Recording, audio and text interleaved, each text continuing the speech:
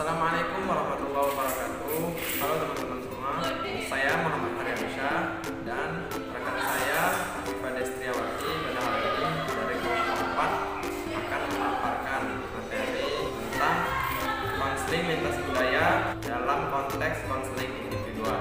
Sebelum itu, jangan lupa tekan tombol subscribe, kemudian juga like, komentar dan berikan semua saran serta masukan untuk channel ini. Materi pertama akan disampaikan oleh saya sendiri. Keberagaman budaya merupakan realitas hidup. Tidak bisa kita pungkiri, pada masa ini sangat banyak sekali budaya-budaya yang berkembang, sehingga seorang konselor ataupun guru pembimbing harus mampu menghadapi itu semua, apalagi dalam proses konseling individual.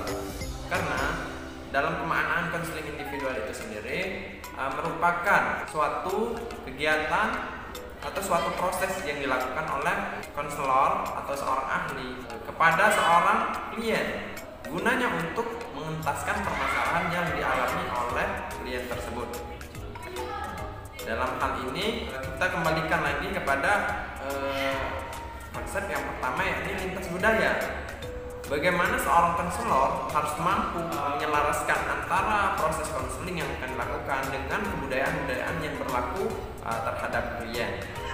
Dalam proses konseling individual tentu akan sangat berpengaruh bagi proses konseling tentang budaya yang dimiliki klien. Maka dari itu, seorang konselor dalam proses konseling individu utamanya memahami individu atau kliennya, baik itu tentang sikap dan budaya yang dibawanya, sehingga konselor mampu memberikan pelayanan efektif dan profesional. Prayitno dan kawan-kawan tahun 2004 menjelaskan konseling individual sebagai layanan khusus dalam hubungan yang langsung tatap muka antara konselor dan klien. Artinya apabila layanan konseling telah memberikan jasanya, maka masalah klien akan terentaskan secara efektif dan upaya-upaya lainnya tinggal mengikuti atau berperan sebagai pendamping.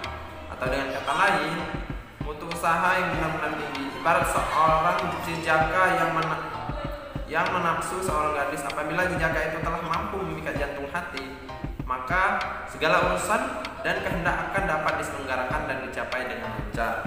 Implikasi pengertian jantung hati di sini, konseling individual merupakan jantung hatinya dalam proses konseling. Seluruh ruang lingkup konseling itu jantungnya berada di konseling individual. Hal itu dapat dimengerti karena layanan konseling yang tuntas telah mencakup berbagai fungsi pemahaman, pencegahan, pengentasan, serta pemeliharaan dan pengembangan.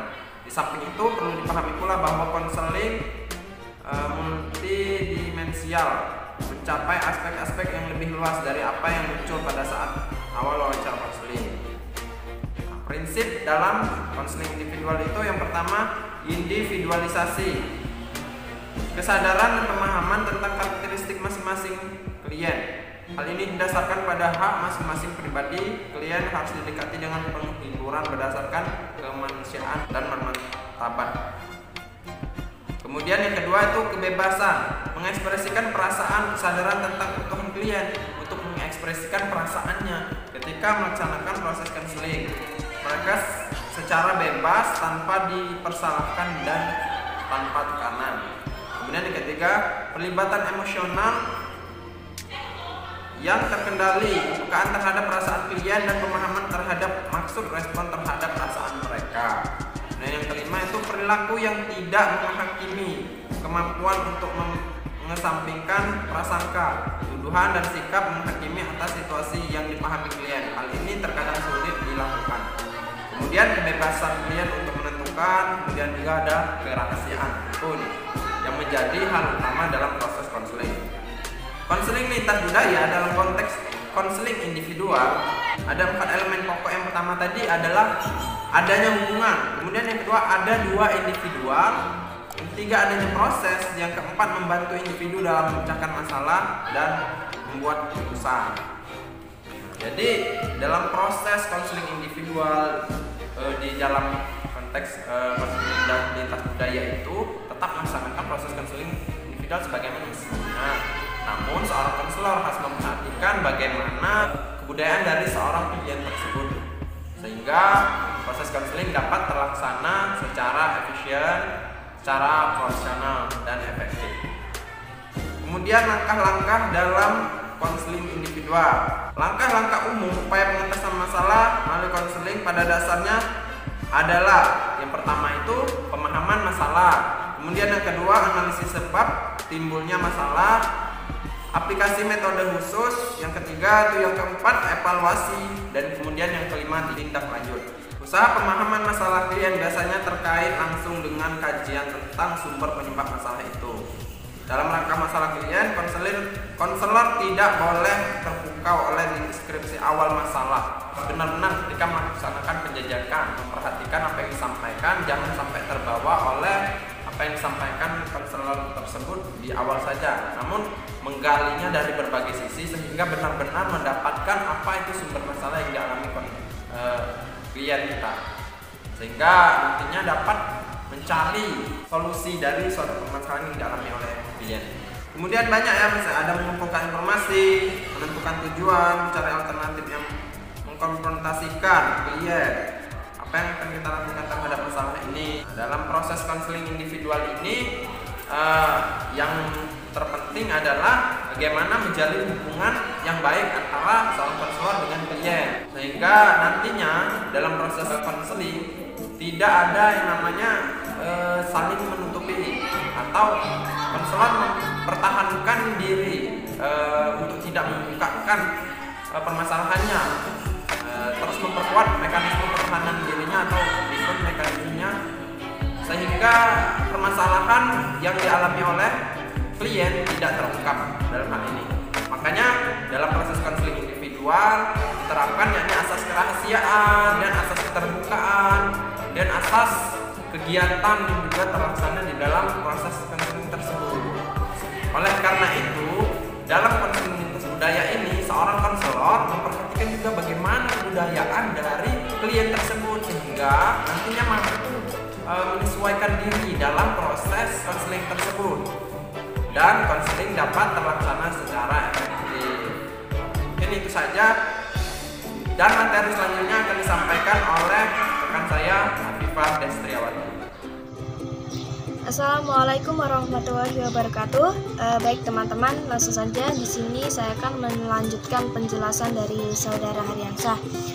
Untuk penjelasan selanjutnya yaitu tentang proses konseling individual. Dalam konseling individual, konseling lintas budaya ini ada 3 tahap dalam proses konseling. Yang pertama tahap awal, yang kedua tahap inti, yang ketiga tahap penutup.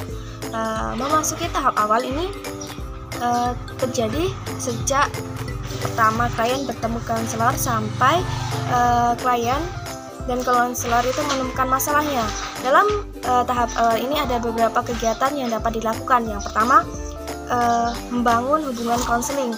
Nah, ini melibatkan konselor dan klien. Kemudian memperjelas dan mendefinisikan masalah.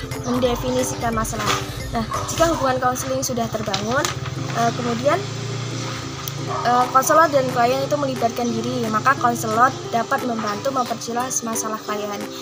Kemudian membuat penafsiran dan penjajakan.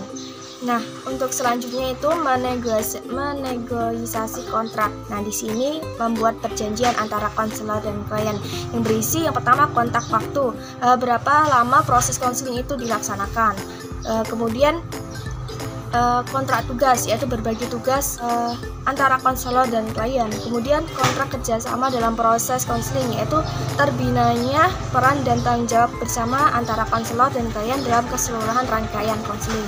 Untuk selanjutnya itu tahap inti. Nah, di sini itu tahap kerja, di mana setiap tahap awal itu dilaksanakan dengan baik. Proses konseling selanjutnya itu tahap inti, tahap kerja. Nah, ada beberapa hal yang dapat dilakukan. Yang pertama, menjelajahi dan mengeksplorasi masalah klien lebih dalam. Nah, di sini mulai konselor menggali masalahnya klien. Nah, kemudian konselor melakukan reassessment atau penilaian kembali, bersama-sama meninjau kembali permasalahan yang dialami klien. Kemudian menjaga agar hubungan konseling tetap terjaga dalam tahap kerja. Kemudian yang terakhir itu tahap tindakan. Nah, ada beberapa hal dalam tahap akhir ini yang dapat dilakukan. Yang pertama, konselor dan klien membuat kesimpulan mengenai proses konseling. Kemudian menyusun rencana tindakan yang akan dilakukan berdasarkan kesepakatan yang telah dibangun dari proses konseling sebelumnya.